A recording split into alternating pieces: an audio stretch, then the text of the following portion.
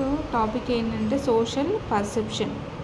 Social perception అంటే ఏంటంటే, social perception గురించి తెలుసుకోముందు పర్సెప్షన్ అంటే ఏంటి. సో పర్సెప్షన్ అంటే ఏంటంటే, సో ఒక ఇన్ఫర్మేషన్ అనేది ఎన్విరాన్మెంట్ నుంచి మన బ్రెయిన్కి వెళ్తుంది. సో బ్రెయిన్కి వెళ్ళిన తర్వాత ఆ ఇన్ఫర్మేషన్ని ఒక మీనింగ్ఫుల్గా మనం మళ్ళీ ఇంటర్ప్రిట్ చేస్తే సో దాన్ని మనం పర్సెప్షన్ అని అంటాం అన్నమాట. ఇప్పుడు ఫర్ ఎగ్జాంపుల్ నేను రోడ్డు పైన వెళ్తున్న సంథింగ్ ఏదైనా సిచ్యువేషన్ చూసాను అనుకోండి. సో కుక్కను కానీ ఎవరైనా ఏదైనా వర్క్ చేస్తున్నప్పుడు కానీ సో ఆ ఇన్ఫర్మేషన్ అనేది సో నేను అటెన్షన్ పే చేసినాను. సో త్రూ సెన్స్ ఆర్గన్స్ ద్వారా సో ఆ ఇన్ఫర్మేషన్ బ్రెయిన్కి వెళ్ళి సో అక్కడ కుక్క ఉంది, కుక్క చనిపోయింది, ఒక వ్యక్తి వెళ్తున్నాడు, సైకిల్ మీద వెళ్తున్నాడు. సో ఆ ఇన్ఫర్మేషన్ని మనం ఇంటర్ప్రిటేషన్ చేస్తున్నాం. సో దాన్ని మనం పర్సెప్షన్ అని అంటాం. So that is the perception. ఇక్కడ సోషల్ పర్సెప్షన్ అంటే ఏంటిది?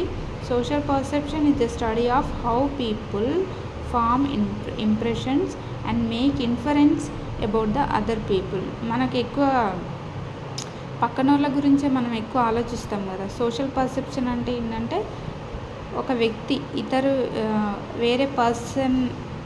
వేరే పర్సన్ గురించి మనం జడ్జిమెంట్ చేయడం అన్నమాట. So that is the social perception.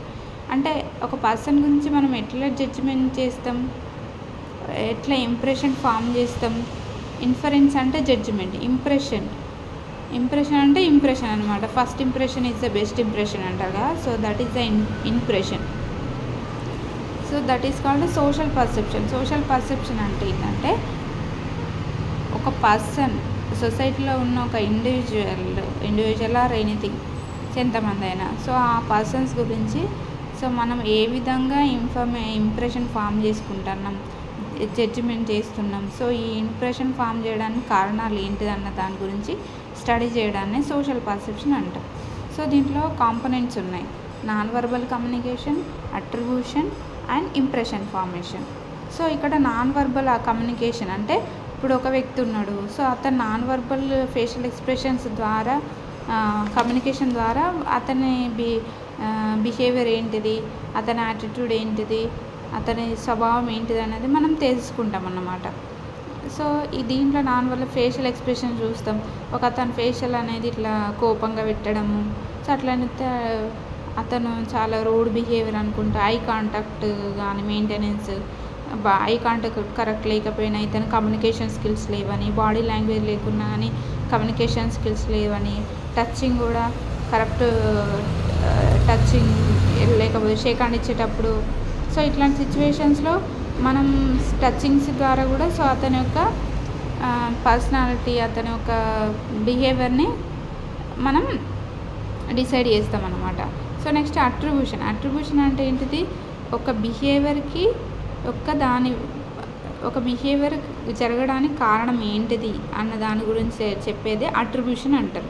So అట్రిబ్యూషన్లో రెండు ఉన్నాయి: internal attribution and external attribution. So internal attribution అంటే సో అతని యొక్క బిహేవియర్ అనేది ఇంటర్నల్ ఫ్యాక్టర్స్ ద్వారా, అంటే అతని స్వభావం అంతే. ఇప్పుడు ఫర్ ఎగ్జాంపుల్ ఒక అతను ఫర్ ఎగ్జాంపుల్ స్కూల్కి రోజు ఒక స్టూడెంట్ అనేది లేటుగా వస్తున్నాడు. సో మనం ఏమనుకుంటాం, ఇంటర్నల్ అట్రిబ్యూషన్ ఏమనుకుంటాం? సో అతని స్వభావమే అంత, అతను lazy fellow. So that is the internal attribution. Actually external attribution ఏంటిది? అతను రోజు లేటుగా ఎందుకు వస్తున్న స్టూడెంట్ పక్కన వేరే ఒక ముసలాయనకి హెల్ప్ చేయడము, రోడ్ దాటించడము, లేకపోతే వేరే వర్క్ చేయడము వాళ్ళ ఫ్యామిలీ కోసము. So that is the external attribution. మనం ఎప్పుడు కూడా ఎక్స్టర్నల్ అట్రిబ్యూషన్ పైన ఫోకస్ చేయము, ఇంటర్నల్ అట్రిబ్యూషన్ పైననే ఎక్కువ ఫోకస్ చేస్తాం. సో దీంట్లో థియరీస్ ఉన్నాయి: theory of correspondence, Kelley's theories of casual attribution. దీన్నే కోవేరియేషన్ మోడల్ అని కూడా అంటారు, Kelley's theory of attribution. So next impression formation. ఒక పర్సన్ పైన ఇంప్రెషన్ అనేది ఎట్లా ఫామ్ అవుతుంది, మళ్ళీ ఇంప్రెషన్ ఎట్లా ఫామ్ చేసుకోవాలి. సో అతను ఎవరంటే ఎర్వింగ్ గోఫ్మాన్ అని ఒక psychologist. So seven impression formation techniques చెప్పిండు, 7. సో ఆ ఇంప్రెషన్ ఫార్మేషన్ టెక్నిక్స్ ద్వారా మనం పక్కన వాళ్ళ దగ్గర నుంచి ఇంప్రెషన్ కొట్టచ్చు అన్నమాట. So this is about the definition of social perception. What are the components of social perception?